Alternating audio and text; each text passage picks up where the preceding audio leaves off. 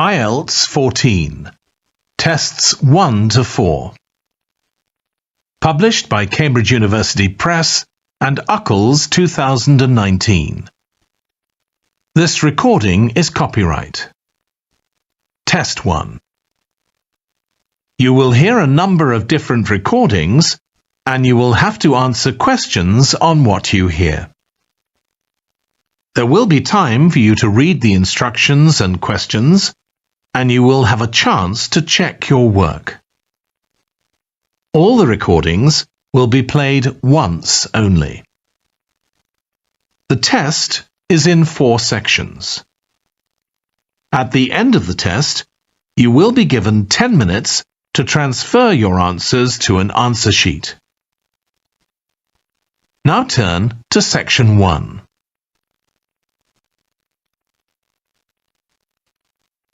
Section 1. You will hear a woman reporting a theft to an officer in a police station. First, you have some time to look at questions 1 to 3.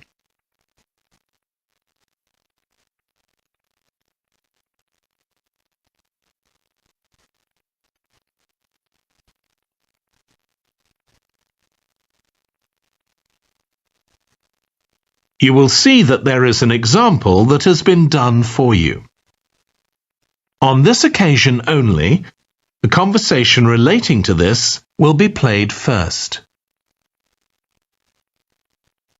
Good morning. What can I do for you? I want to report a theft. I had some things stolen out of my bag yesterday. I'm sorry to hear that.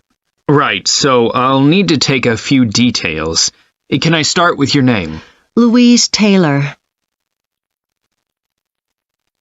The woman's name is Louise Taylor. So Taylor has been written in the space. Now we shall begin. You should answer the questions as you listen because you will not hear the recording a second time. Listen carefully and answer questions 1 to 3. Good morning. What can I do for you? I want to report a theft. I had some things stolen out of my bag yesterday. I'm sorry to hear that. Right, so I'll need to take a few details. Can I start with your name? Louise Taylor. Okay, thank you. And are you resident in the UK? No, I'm actually Canadian, though my mother was British. And your date of birth? December 14th, 1977. So you're just visiting this country? That's right. I come over most summers on business. I'm an interior designer, and I come over to buy old furniture, antiques, you know? There are some really lovely things around here, but you need to get out to the small towns.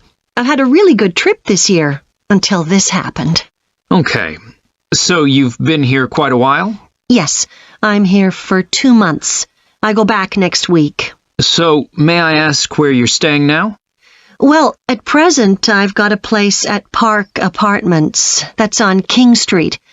I was staying at the Riverside Apartments on the same street, but the apartment there was only available for 6 weeks, so I had to find another one. Okay. And the apartment number? 15. Right. Before you hear the rest of the conversation, you have some time to look at questions 4 to 10.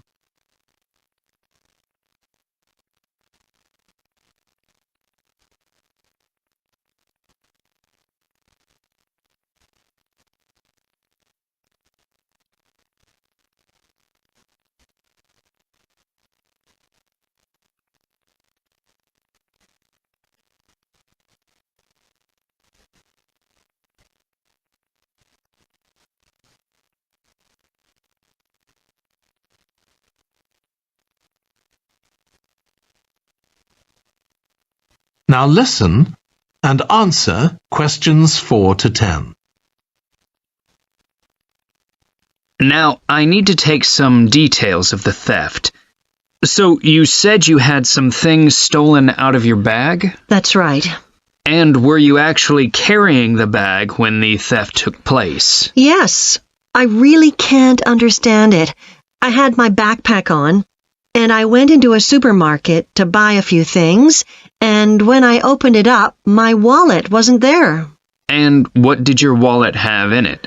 Well, fortunately, I don't keep my credit cards in that wallet.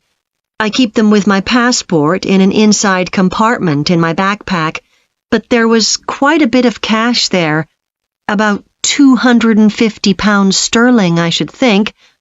I withdrew £300 from my account yesterday, but I did a bit of shopping, so I must have already spent about £50 of that. Okay. At first I thought, oh, I must have left the wallet back in the apartment. But then I realized my phone had gone as well. It was only a week old, and that's when I realized I'd been robbed. Anyway, at least they didn't take the keys to my rental car. Yes. So you say the theft occurred yesterday? Yes. So that was September the 10th? And do you have any idea at all of where or when the things might possibly have been stolen? Well, at first I couldn't believe it because the bag had been on my back ever since I left the apartment after lunch. It's just a small backpack, but I generally use it when I'm traveling because it seems safer than a handbag. Anyway, I met up with a friend, and we spent a couple of hours in the museum. But I do remember that as we were leaving there, at about 4 o'clock, a group of young boys ran up to us, and they were really crowding round us, and they were asking us what time it was. Then, all of a sudden, they ran off. Can you remember anything about them? The one who did most of the talking was wearing a T-shirt with a picture of something. Let's see. A tiger. Right. Any idea of how old he might have been? Around 12 years old? And can you remember anything else about his appearance? Not much.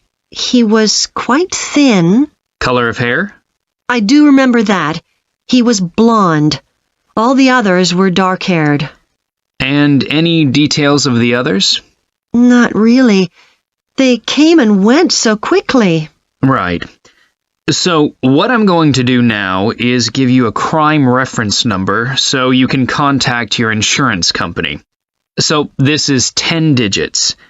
87954-82361. Thank you. So, should I contact... That is the end of section 1. You now have half a minute to check your answers.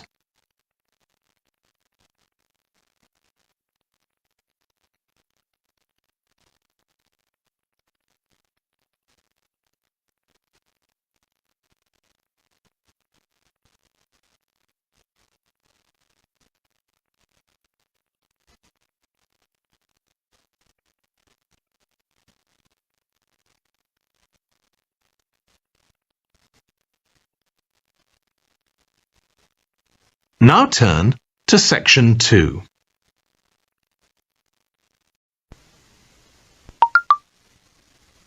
Section 2.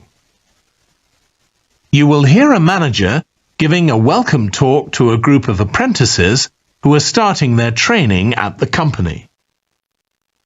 First, you have some time to look at questions 11 to 14.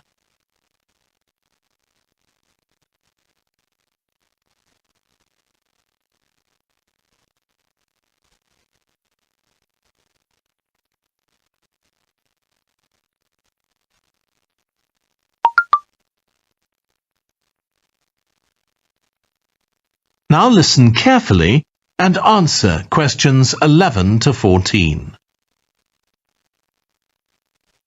Good morning, everyone. My name's Janet Parker, and I'm the Human Resources Manager. We're very happy to welcome you to your new apprenticeship. I hope that the next 6 months will be a positive and enjoyable experience for you. I'd like to start with some general advice about being an apprentice. Most of you have very little or no experience of working for a big organisation, and the first week or so may be quite challenging. There will be a lot of new information to take in, but don't worry too much about trying to remember everything. The important thing is to check with someone if you're not sure what to do. You'll find your supervisor is very approachable and won't mind explaining things or helping you out. You're here to learn, so make the most of that opportunity.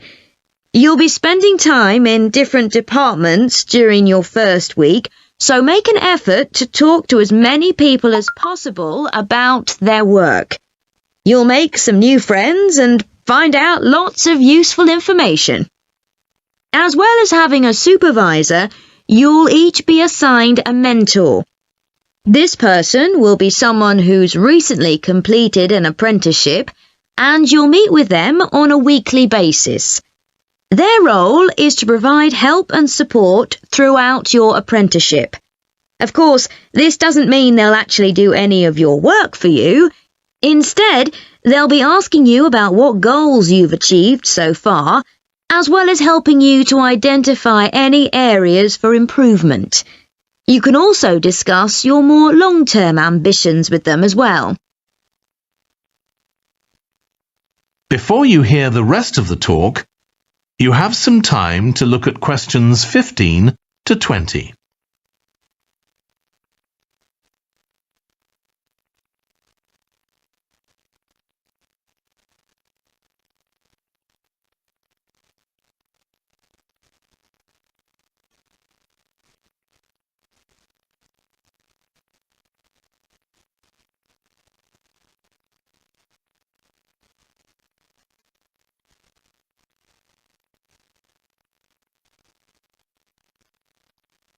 Now listen and answer questions 15 to 20. Now, I just want to run through a few company policies for our apprenticeship scheme with you. Most importantly, the internet.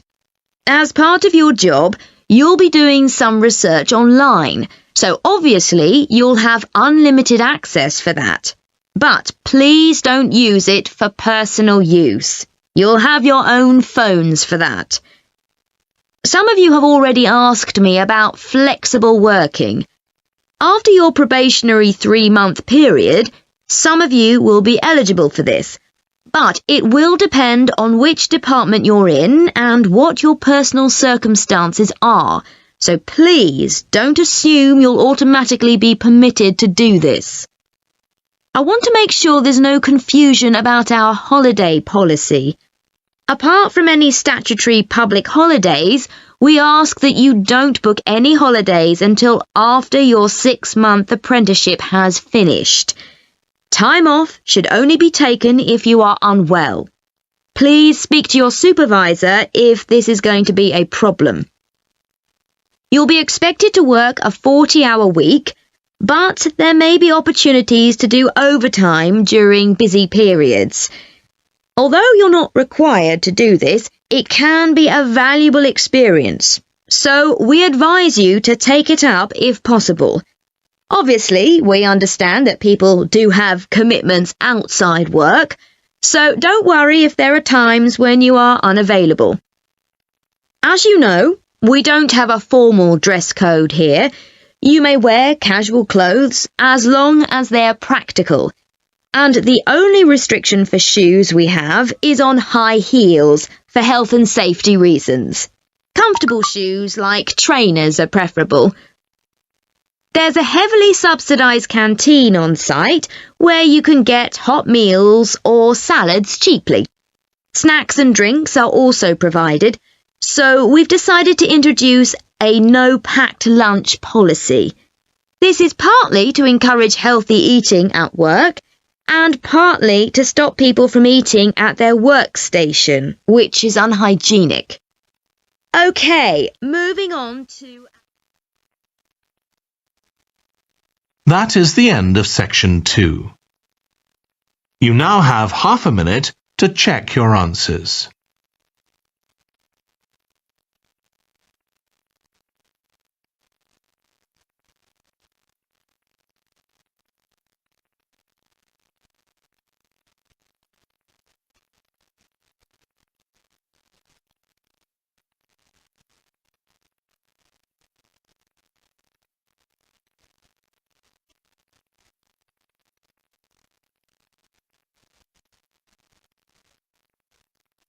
Now turn to Section 3.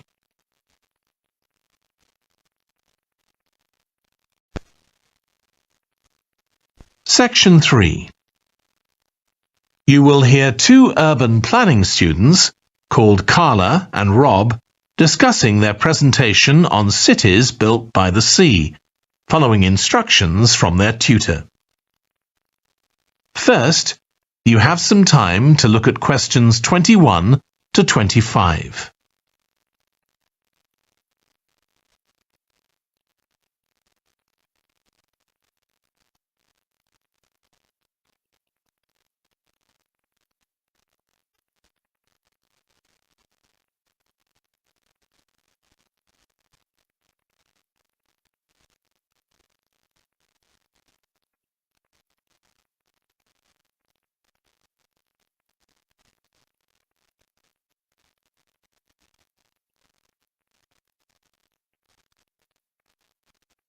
Now listen carefully and answer questions 21 to 25. Okay, so what I'd like you to do now is to talk to your partner about your presentations on urban planning. You should have done most of the reading now, so I'd like you to share your ideas and talk about the structure of your presentation and what you need to do next. OK, Rob, I'm glad we chose quite a specific topic, cities built next to the sea. It made it much easier to find relevant information. Yeah, and cities are growing so quickly. I mean, we know that more than half the world's population lives in cities now. Yeah, though that's all cities, not just ones on the coast. But most of the biggest cities are actually built by the sea. I'd not realised that before. Nor me. And what's more, a lot of them are built at places where rivers come out into the sea, but apparently this can be a problem. Why? Well, as the city expands, agriculture and industry tend to spread further inland along the rivers, and so agriculture moves even further inland up the river. That's not necessarily a problem, except it means more and more pollutants are discharged into the rivers. So these are brought downstream to the cities? Right. Did you read that article about Miami on the east coast of the USA? No. Well, apparently back in the 1950s, they built channels to drain away the water in case of flooding. Sounds sensible. Yeah, they spent quite a lot of money on them, but what they didn't take into account was global warming. So they built the drainage channels too close to sea level, and now sea levels are rising, they're more or less useless. If there's a lot of rain, the water can't run away. There's nowhere for it to go. The whole design was faulty. So what are the authorities doing about it now? I don't know. I did read that they're aiming to stop disposing of wastewater into the ocean over the next 10 years. But that won't help with flood prevention now, will it? No, really, they just need to find the money for something to replace the drainage channels in order to protect against flooding now. But in the long term, they need to consider the whole ecosystem. Right. Really, though, coastal cities can't deal with their problems on their own, can they? I mean, they've got to start acting together at an international level instead of just doing their own thing. Absolutely. The thing is, everyone knows what the problems are, and environmentalists have a pretty good idea of what we should be doing about them, so they should be able to work together to some extent. But it's going to be a long time before countries come to a decision on what principles they're prepared to abide by. Yeah, if they ever do. Before you hear the rest of the discussion, you have some time to look at questions 26 to 30.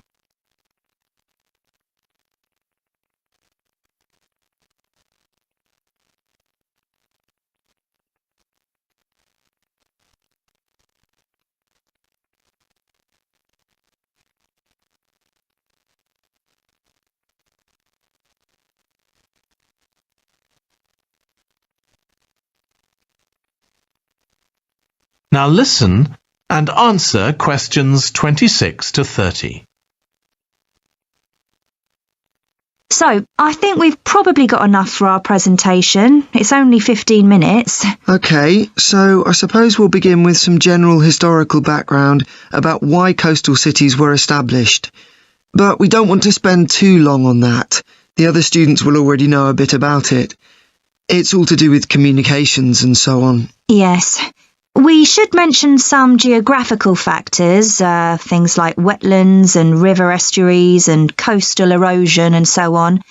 We could have some maps of different cities with these features marked. On a handout, you mean? Or some slides everyone can see? Yeah, that'd be better. It'd be good to go into past mistakes in a bit more detail. Did you read that case study of the problems there were in New Orleans with flooding a few years ago? Yes, we could use that as the basis for that part of the talk. I don't think the other students will have read it, but they'll remember hearing about the flooding at the time. Okay. So that's probably enough background. So then we'll go on to talk about what action's been taken to deal with the problems of coastal cities. Okay. What else do we need to talk about?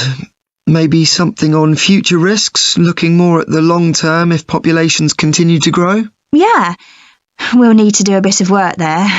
I haven't got much information. Have you? No, we'll need to look at some websites. Shouldn't take too long. Okay.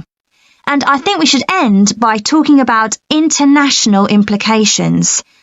Maybe we could ask people in the audience. We've got people from quite a lot of different places. That'd be interesting if we have time, yes. So now, shall we go on? That is the end of section 3. You now have half a minute to check your answers.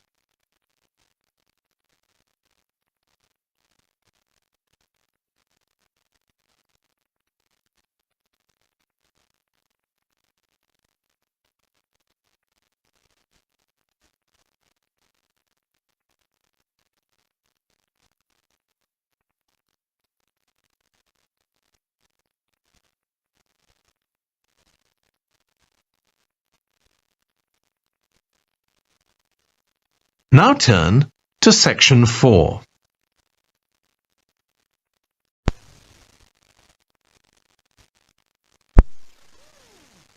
You will hear part of a lecture on renewable energy that uses the power of the sea. First, you have some time to look at questions 31 to 40.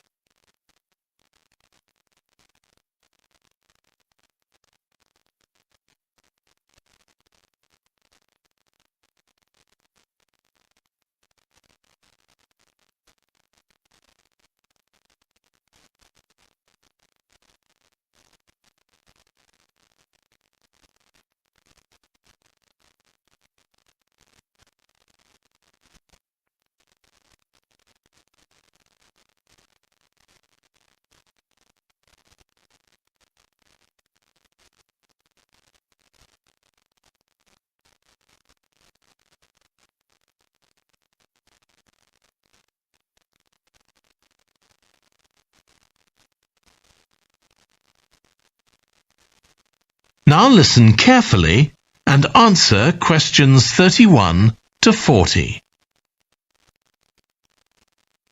Producing enough energy to meet our needs has become a serious problem. Demand is rising rapidly because of the world's increasing population and expanding industry. Burning fossil fuels like gas, coal and oil seriously damages the environment, and they'll eventually run out. For a number of years now, scientists have been working out how we can derive energy from renewable sources, such as the sun and wind, without causing pollution. Today, I'll outline marine renewable energy, also called ocean energy, which harnesses the movement of the oceans. Marine renewable energy can be divided into 3 main categories: wave energy, tidal energy, and ocean thermal energy conversion. And I'll say a few words about each one. First, wave energy. Numerous devices have been invented to harvest wave energy, with names such as Wave Dragon, the Penguin, and Mighty Whale. And research is going on to try and come up with a really efficient method. This form of energy has plenty of potential, as the source is constant, and there's no danger of waves coming to a standstill. Electricity can be generated using onshore systems, using a reservoir, or offshore systems. But the problem with ocean waves is that they're erratic, with the wind making them travel in every direction. This adds to the difficulty of creating efficient technology. Ideally, all the waves would travel smoothly and regularly along the same straight line. Another drawback is that sand and other sediment on the ocean floor might be stopped from flowing normally, which can lead to environmental problems.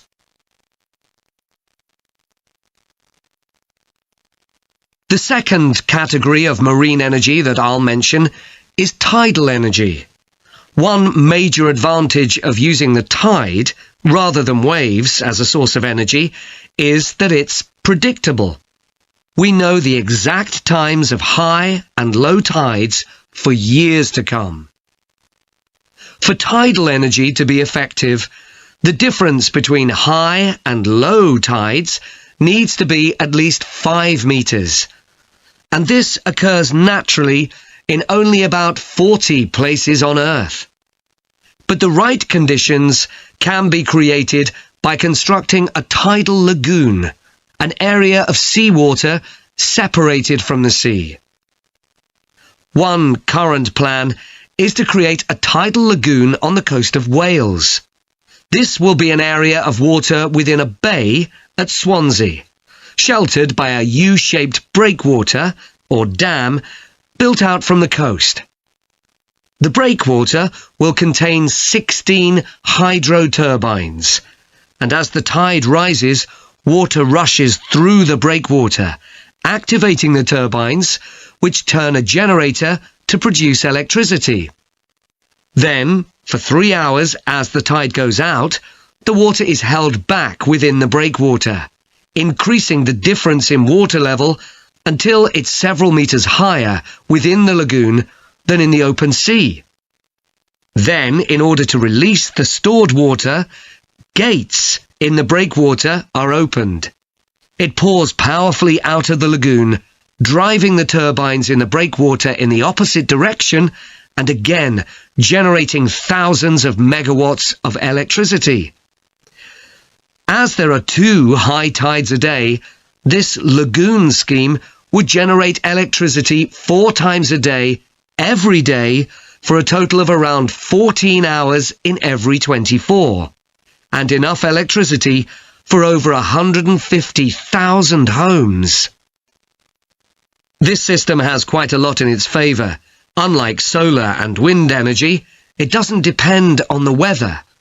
The turbines are operated without the need for fuel, so it doesn't create any greenhouse gas emissions, and very little maintenance is needed.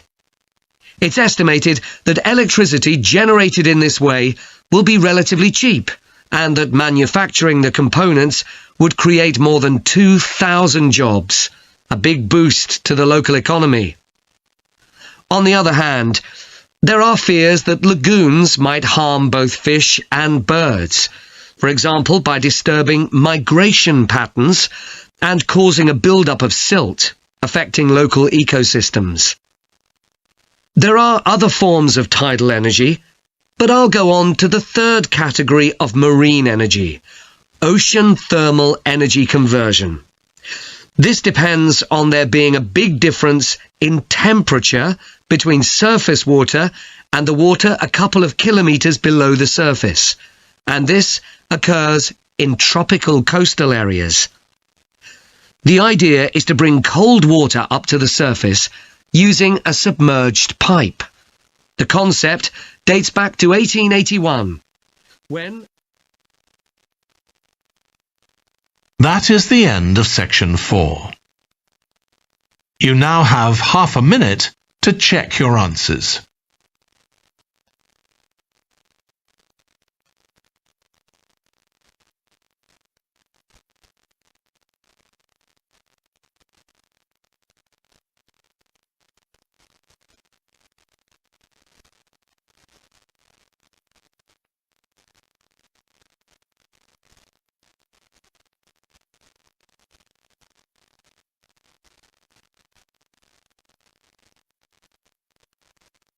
That is the end of the listening test. In the IELTS test, you would now have 10 minutes to transfer your answers to the answer sheet.